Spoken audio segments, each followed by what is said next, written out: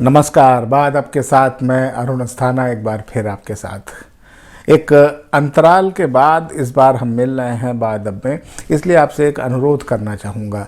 अनुरोध ये कि अगर आपको ये वीडियो पसंद आते हों तो प्लीज़ इन्हें लाइक कीजिए, शेयर कीजिए अपने दोस्तों के साथ और अपने जानने वालों के साथ, और हमारा चैनल बाअदब सब्सक्राइब कीजिए।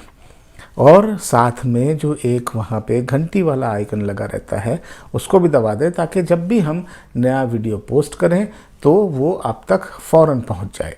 और अब बाअदब आगे बढ़ाता हूँ।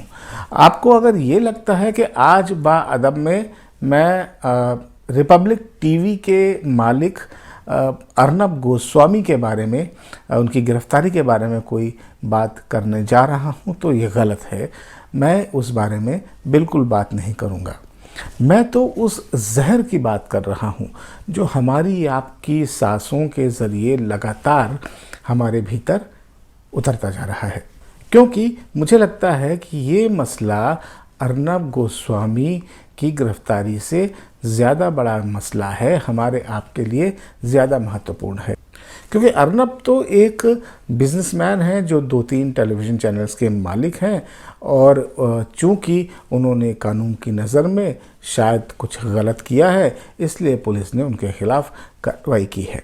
अब ये बात ज़रूर है कि महाराष्ट्र की पुलिस की इस गिरफ्तारी के पीछे और इस गिरफ्तारी के साथ जो मंशा थी वो ठीक नहीं थी, लेकिन ये भी होता आया है। पुलिस के बहुत सारे एक्शंस के पीछे जो है वो मंशा कुछ और होती है और वो बताती कुछ और है। लेकिन मैं समझता हूँ कि हमारे जीने मरने का सवाल इस सवाल से अभी ज़्यादा इम्पोर्टेंट है। अब देखिए, जो बात मैं कर रहा था वो ये कि पूरे उत्तर भारत की हवा में इस समय एक बार फिर जहर घोला जा चुका है।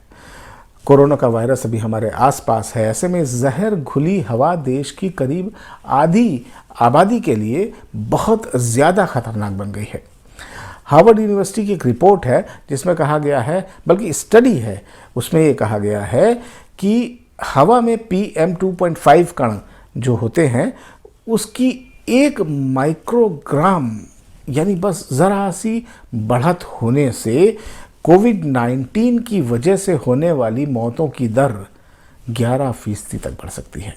अब आपको मालूम होगा कि पिछले 4-5 दिनों में दिल्ली में कोविड-19 के मरीजों की संख्या कितनी तेज़ी से बढ़ी है, और दिल्ली ही नहीं, आसपास के इलाकों में भी एकदम से अचानक फिर से ये संख्या बढ़ने लगी है। शहर में, राजधानी में, दिल्ली में गुरुवार को 6,715 नए मामले आए।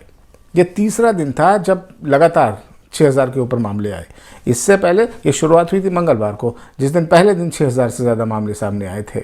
इससे पहले अगर देखा जाए तो 30 अक्टूबर ऐसा दिन था जिस दिन सबसे ज़्यादा मरीज़ कोविड-19 के सामने आए थे। वो उनकी संख्या थी 5,891, यानी वो 6,000 नहीं पहुँचे थे। अब national centre for disease control ने एक ताज़ा रिपोर्ट जारी की है जिसमें उसने लिखा है कि दिल्ली को सर्दी के मौसम से संबंधित सांस की समस्याओं के साथ बाहर से रोगियों की बड़ी आमद और उत्सव समारोहों के चलते कोविड-19 के लगभग 15,000 ताज़ा मामलों के लिए तैयार रहने की ज़रूरत है। तो खतरा बढ़ रहा है, लेकिन सरकारें, चाहे पंजाब की हों, चाहे हरियाणा की हों, चाहे उत्तर प्रदेश की हों, इन हालात को लेकर बिल्कुल भी गंभीर नहीं है। जो पराली जलाई जा रही है, इससे जो स्वास्थ्य की दिक्कतें पैदा हो रही हैं, उसके प्रति कोई संवेदनशीलता दिखाई नहीं दे रही है। जबकि पराली जलाने का सिलसिला जो है ये कोई नया नहीं है। ये इस सदी की शुरुआत से, यानी 2003, 4, 5 के आसपास से ही ये शुरू हो चुका था। उस समय से, जब से मैकेनाइज्ड हार्वेस्टिंग जो है, जो मशीनों से कटाई होती है फसल की, वो शुरू हुई थी। शुरू हालांकि उससे भी बहुत पहले से हुई थी, लेकिन उस वक्त से ये पराली जलाने का सिलसिला धीरे धीरे शुरू होने लगा था। अब अगर देखा जाए तो ख़ास तौर पर जो पंजाब है, वहाँ के किसान सबसे ज़्यादा पराली जलाते हैं। उसके बाद हरियाणा का नंबर आता है और फिर पश्चिमी उत्तर प्रदेश का।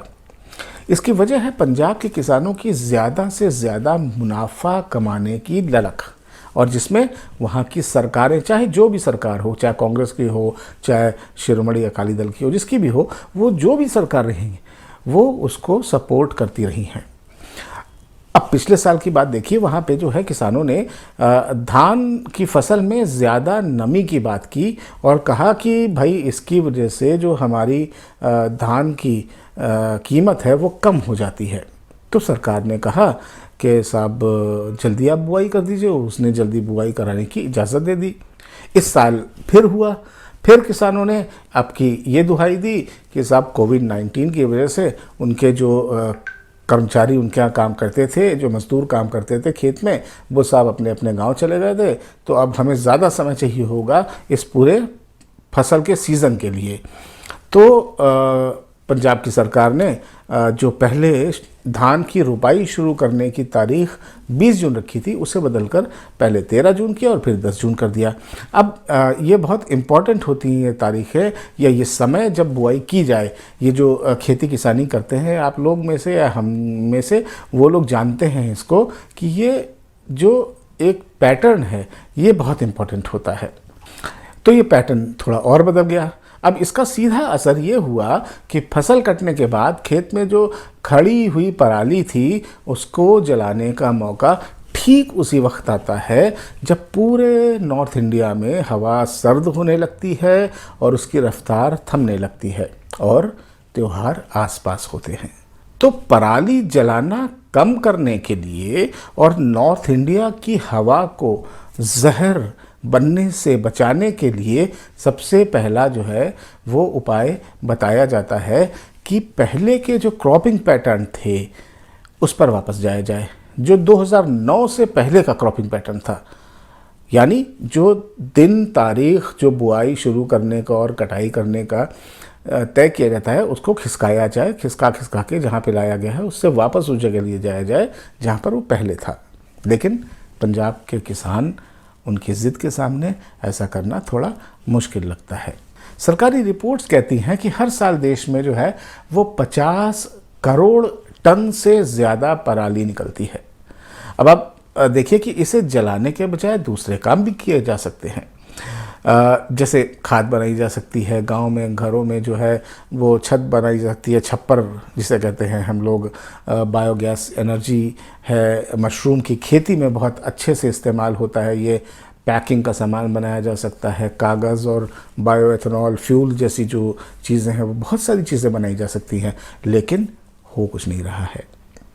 पराली को ना जलाने के लिए सरकार ने एक फसल अवशेष प्रबंधन की राष्ट्रीय नीति बनाई और ऐसी कई दूसरी नीतियां बनाई, लेकिन लागू एक भी नहीं की गई।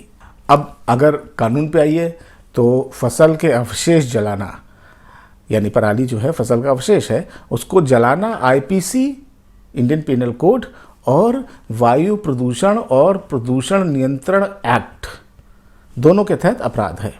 लेकिन जो लोग जलाते हैं उनके खिलाफ कार्रवाई बहुत ही कम, छिटपुट कभी कभी पता चलता है कि कुछ हुआ, उतना ही होता है। इसीलिए क्योंकि सरकारें कोई दमदार तरीके से इसे लागू नहीं करती हैं, हर साल छोटे मोटे कदम उठाकर अपने कर्तव्य की इतिश्री कर लेती है और हमें धीरे धीरे मरने के लिए अपने हाल पर छोड़ देती हैं।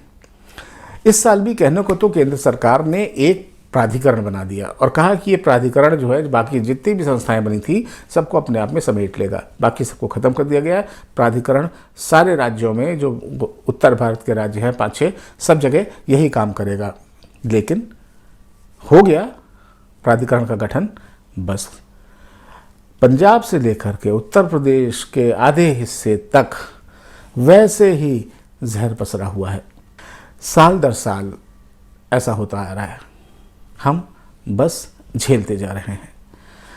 सुप्रीम कोर्ट ने बहुत सारी हिदायतें दी हैं, इसके बावजूद सरकारें क्यों उन लोगों पर काबू नहीं पा रही जो हर साल अपने फ़ायदे के लिए देश भर के एक बड़े हिस्से को, बड़ी आबादी को, आधी आबादी को लगभग नुकसान पहुंचा रहे हैं, तिल तिल कर मरने की राह पर बढ़ा रहे हैं। क्योंकि हम और आप जो है ना, वो जो कम ज़रूरी मसले होते हैं उस पर ज़्यादा शोर मचाते हैं। लेकिन अपने जीने मरने के जो ऐसे सबसे ज़रूरी मसले होते हैं उन पर चुप्पी साध जाते हैं। हमें अपनी प्रायोरिटीज़ बदलनी होगी। हमें किसी न किसी तरह से सरकार पर दबाव बनाना होगा। नुकसान आपका, हमारा, हमारे बच्चों का, हमारे बड़े बूढ़ों का, सबका हो रहा है, लेकिन हम सिर्फ चुपचाप झेल रहे हैं, पी रहे हैं जहर एवरी सेकेंड, हर पल। कैसे, क्यों, कब तक?